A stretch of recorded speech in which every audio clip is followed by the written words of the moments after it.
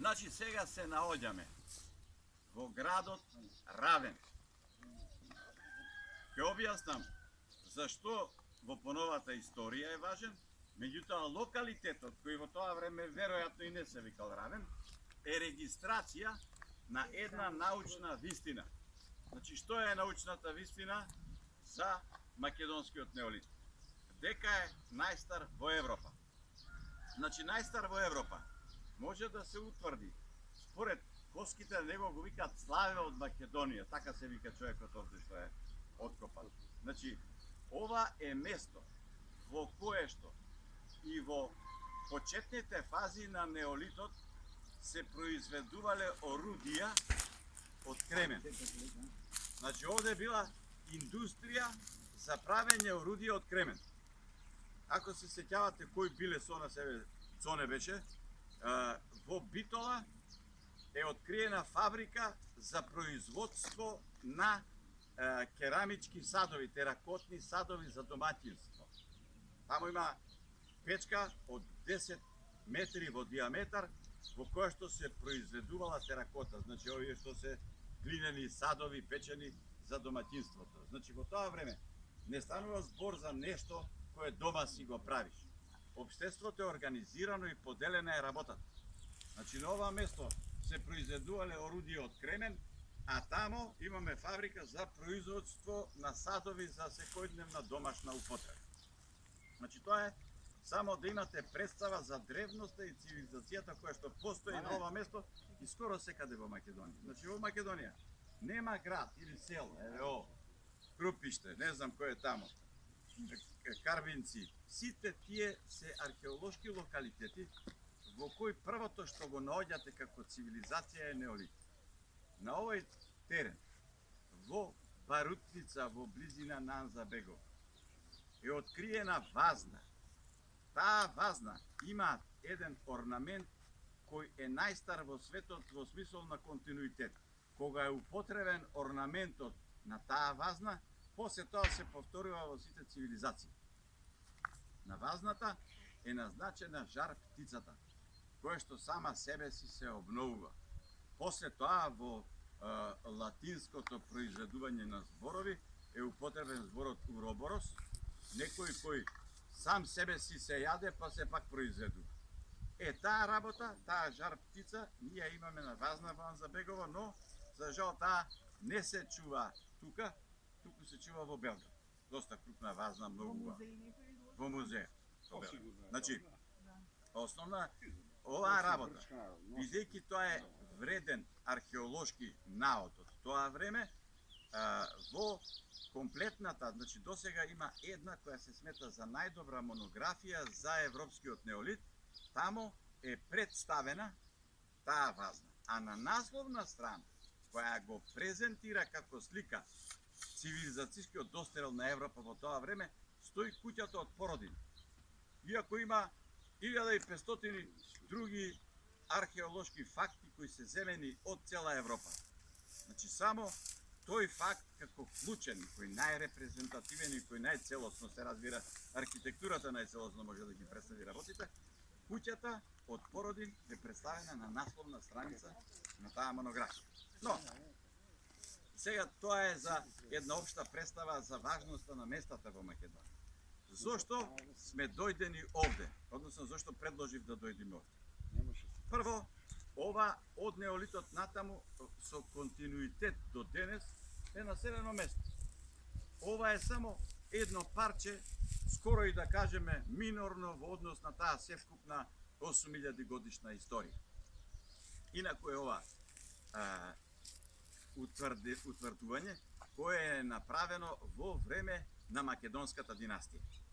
Значи, Македонското кралство во антиката, кое започнува историски во 9 век пред нова ера, а митолошки веројатно се простига уште назад 1500-2000 години. Значи, ние зборуваме за историските факти и споменувањето на првите кралеви Каран и Коин.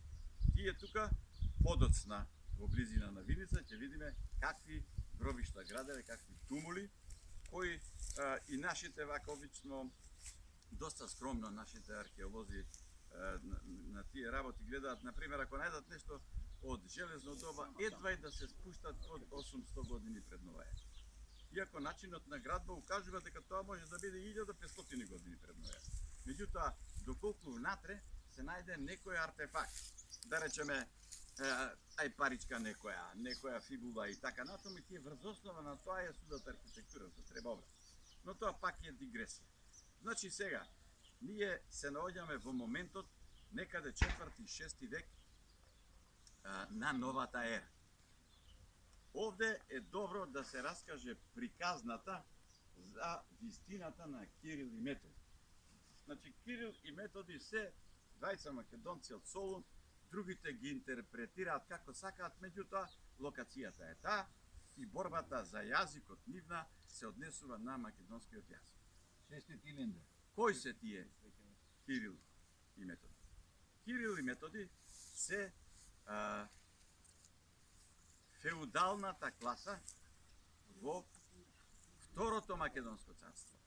Значи, обично се нарекува тоа Византија, но се разбира, тоа е колоквијално решено на зелена маса и го ставиле тоа име, неко тоа име не постои, додека трае таа империја, никој не знае за тоа име, нити има такво збор. Исто како за Грција. Тие припаѓаат, значи, на високиот слој владетелски и како такви деца на таков еден слој, значи продолжеток на една таква крв, тие се школуваат. Се школуваат во највисоката школа во Цариград, Магнаурската школа, која произведува научници, пекари, лекари, теолози и така натаму, тие што се државни службеници. Овие се произведени како луѓе, односно сега зборувам за Кирил, а потоа зборувам за Методи. Значи, Константин тој се вика она што ме светот книга. Тој како талентиран човек со високи оценки и почит е одбран од државата подоцна да направи дипломатска мисија во околината на империја. Значи, тој е врвниот дипломат. Школуван е за таа работа, бидејќи во тоа време Второто македонско царство преживува еден дисконтинуитет во смисол на градба. Во тоа време теолозите и интелектуалците водат расправа околу тоа дали Исус препорачал да се прават цркви и дали треба Словото Божје да се проповеда само во вакви објекти. Туку, во тоа време интелектуалците се наметуваат со идејата дека тоа може слободно да биде. Значи, еве, ние сме тука, овде нема ништо, меѓутоа Бог е секојаш со нас, и ако има еден што е вдахновен, дури не треба ни да биде хиерархиски поставен, архиепископ, епископ или поп или ѓакон или не, обичен човек, кој во моментот ќе почувствува големо вдахновение, поголемо од другите, тој треба да зборува, зашто низ него зборува Бог. Таа работа предизвикува мораториум на градење цркви. Скоро 100 години. После тие 100 години доаѓа Кирил, Методи, Лафи Савријан и македонската динасија Михаил и Васил I, Васил II. Тоа светот, не знам зашто, а многу е интересно, сета литература не го брише како поим македонска ренесанса. Се друго пишува Византија, византиски и така натаму, ова го остава македонска ренесанса. Потполно ми е нејасно зашто. Словенска. Меѓутоа, македонската ренесанса сега треба да направи нов двиг во архитектурата, бидејќи со тој начин што се случува, искуството што покажува, со тој начин почнува одеднаш христијанството да се враќа на периодот пред Константин. Периодот пред Константин што е? Многумина имаат представа за Исус, дури има некој кој дедо му, прадедо му раскажал, меѓутоа си живеат секој посебно и одеднаш приказната почнува да се, како да кажем, збогатува, ама на определен начин разводнува. почнува некој да додава нешто во приказката, односно догмата веќе почнува да се менува, затоа што секој си додава нешто. И почнува едно со друго да се разделуваат работите. Бидејќи се појавува истиот таков проблем сега, во времето кога македонска династија доаѓа на власт, значи ние сега зборуваме за 10 век, и во 9 век тие решаваат да го возобноват градителството, но исто така да приклучат во империјата повеќе народи да христијанството почне да се шири. Амбасадор за таа работа е Константин, односно Кир. Прво добива најтешка задача. Треба да дојде кај сарацените. Тој оди во Багдад. Тамо веќе исламот е доста развиен, затоа што исламот започнува 300 години порано. Веќе треба да знаеме дека тоа е веќе развиено и дека тој се шири како религија. На почетокот христијанството и исламот не се во никаков конфликт. И тоа е една поволна положба која треба да се задржи. И тој оди 4 години кај нив за со нив да разговара за определени реликвии што останале од христијанските светци, да ги донесе во Цариград. Тоа му успеа. Потоа, втора мисија, го праќаат кај хазарите. Од кај хазарите, тој ги зема коските на Свети Климент. Свети Климент е првиот, еден од првите епископи. Тој му е внук на Веспазијан, станува збор за човек од вториот век, значи многу рано христијанство во врвот на Римската империја. Значи внукот на Веспазијан е човекот што му даде право на Скупи да биде град и што го доврши Колосеум. Значи во тој врв има христијански луѓе христијани кои се и епископи во тоа време. Значи исто тоа може многу добро да ни помогне, а никој подобро од нас не може тоа да го направи, за да сватиме кога и всушност во самата Римска империја настанува конфликтот помеѓу власта паганството против христијанството. И тоа останува нејасен период. Но, за да не се разводнува, значи да довршам оваа приказна. Значи, поминува тој две важни мисии со голем успех. И сега, оваа третава е најважна. Тој треба да оди во втората апостолска црква, Свети Петар, во Рим, да ги разубеди луѓето од таму дека во државата тие три јазика кои постојат како службени не се доволни и не помагаат да се развива христијанство. Значи не е неговата мисија да оди да ги описмени славјаните. Врска нема со ништо. Никаде тоа не го пишува и по потезите што тој ги прави, ако му се следи хагеографијата, ќе видиш дека тој уопште тоа не го работи.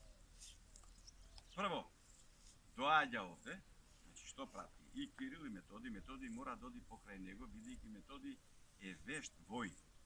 А за такви работи, кога одиш таму, ти треба и да ги заштитиш тие луѓе, затоа што тие луѓе во тоа време се напаѓани од римокатолиците и уште не знаат дека се тоа. Меѓутоа тие, следејќи ја нивната идеја дека агресивно треба да биде, тие што не се во христијанството, има такви записи, да речеме, нашата религија пред тоа се проповеда исто на теренот во Дар и така натаму. Тие ги гонат со сила да ги приклучат кон христијанството. Македонската империја воопшто нема таква идеја. Македонската империја, за да ти влезеш во христијанството, доаѓа вака, не со војска. Сестра, може да прашам? Ајде. Зошто не го делиме православието од католицизмот? Кога збориме за христијанството, тоа е како нека си не шалим, како некој каза. Ја мислам, кога ќе се ограничиме ние православните католиците, тогаш ќе биде многу појасна нашата борба во однос на нивна. Добро, значи, борба на два. Јасно. Но треба да сватиш след. Ова време за кое што јас зборувам, воопшто нема таква шизма. Значи, тие се под иста капа. Тоа ќе се случи, значи, после Кирил и Методи 100 години. Потоа ќе настане шизмата и поделбата. Може да има таму такви знаци, но во случајот не станува збор за договор. Што е договорот? Ние сме Цариградската црква и ние сме создадени од Исус, апостолска сме црква, и тие се од Свети Петар создадени, па се апостолска црква. Според тоа, ние треба да се договориме што е добро да се направи. Идејата што ја има, види, во тоа време, царот и црквата е едно те исто. Нема цар во Второто Македонско царство, како и во првото, кој е неписмен. Значи, сите од еден до последен ги знаат црковните книги, знаат како оди процесија, би можеле одма да бидат архиепископи. И тие се фактички во самата црква вистинските управувачи. Затоа што црковен собор сега закажува нашиот архиепископ. Да беше во тоа време председателот на државата ќе го закажува. Затоа што председателот е фактички тој кој ги вика нив. Не им се меша во расправата, меѓутоа тој го отвара соборот, тој го затвара. Но сега се Збор за две столици. Столицата во Цариград и столицата во Рим. ама се вака јас за што збор? Тоа ќе го седнеме у ресторант. Не, само да го кажеме за Гоце да знае. Значи ние сега зборуваме во времето кога нема се уште таква идеја. Значи идејата е општа и сите рачунаат дека христијанството е едно и нема други толкувања. Во таа работа ти треба сега да се договориш. И сега го испраќаш. Кирил оди таму и вели вака. Множеството од населението во источниот дел, како и овде, го зборуваат овој јазик.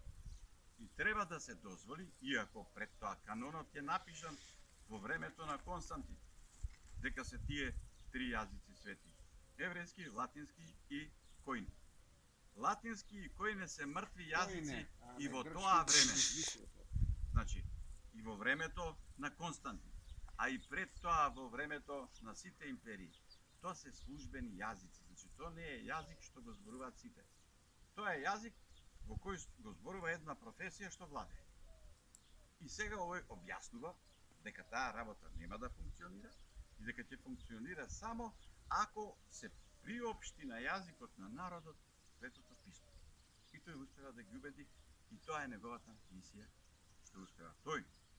За да успее таа мисија како што треба, ги носи откај хазарите моштите на Свети Климент, ги предава на папата, со што фактички него му придонесува така што тој му расте буџетот на црквата. А таму обично така се гледа на таа работа. Таму многу повеќе се гледа на тоа како ти собираш моќ.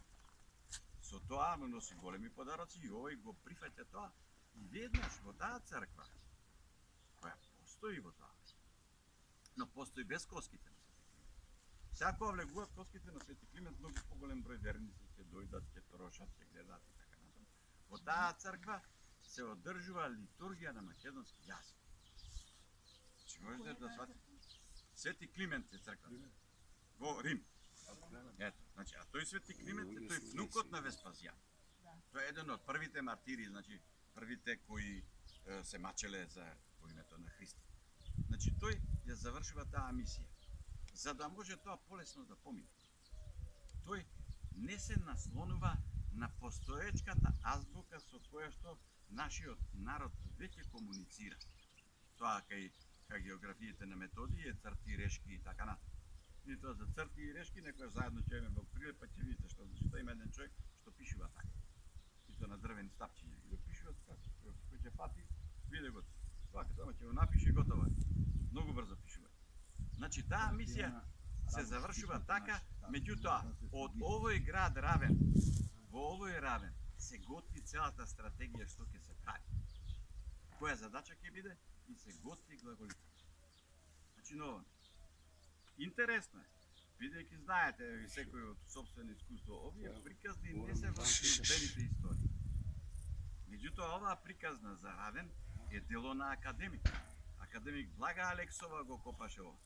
И Блага Алексова кажа дека е тој.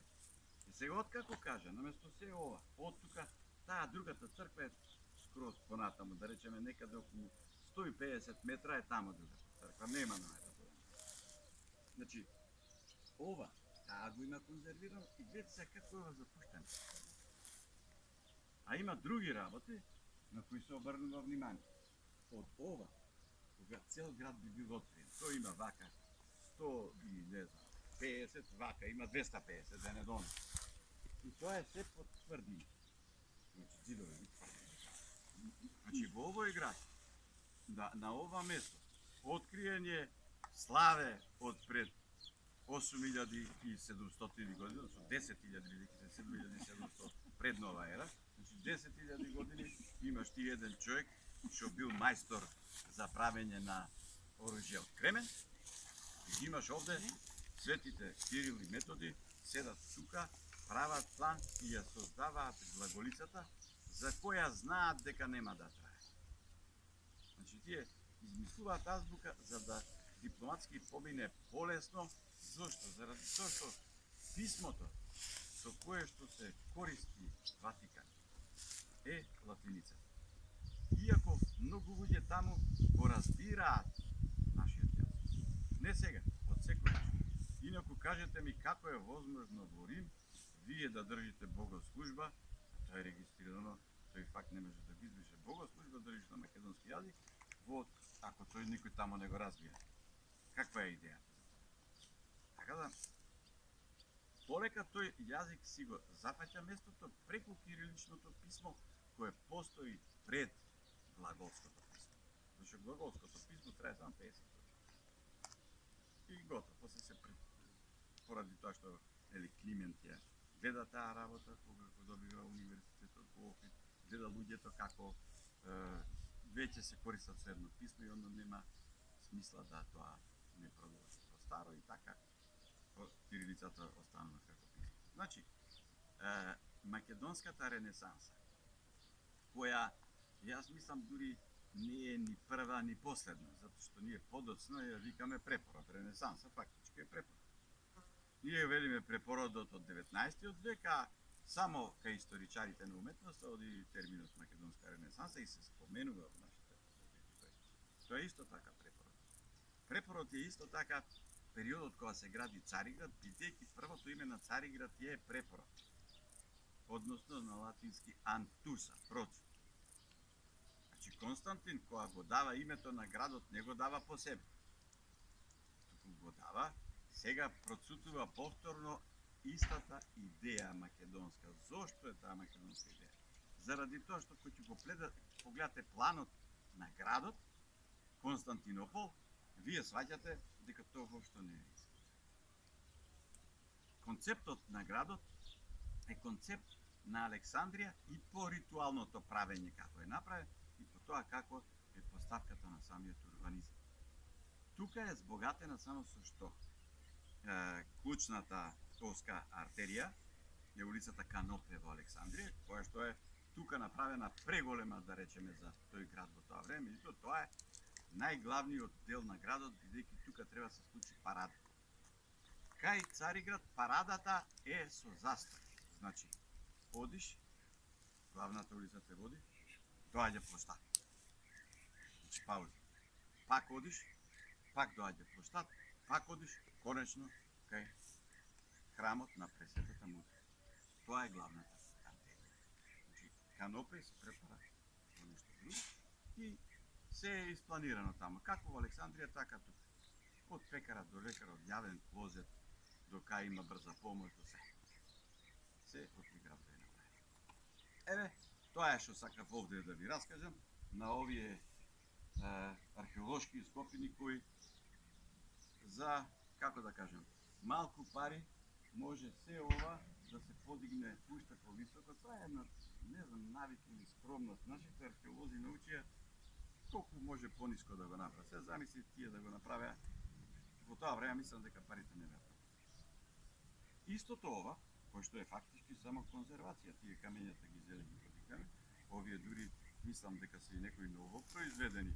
Тој е оригинал, ова циглата долу е оригинал или не? Тие веројатно најдолу треба да се оригинал. Инаку тие ги земаат мерките како што се во тоа време. Обично има олово ставаат што е старо и меѓу новото Тоа е од сегашен датум. Обично, Порано не го прави. не го гледам. Значи, Каменот горе што газиме, значи е ново оставено. Како плавшник што го имат направено. плашник. Тоа се истите камења, Значи, само кој се не дозволете на англиски преводелија. премодели. Ваѓа, А таму не можеш да Кој видите, не? има два столба овдека Да. паднати. Еден таму, Ваѓа. еден ваму.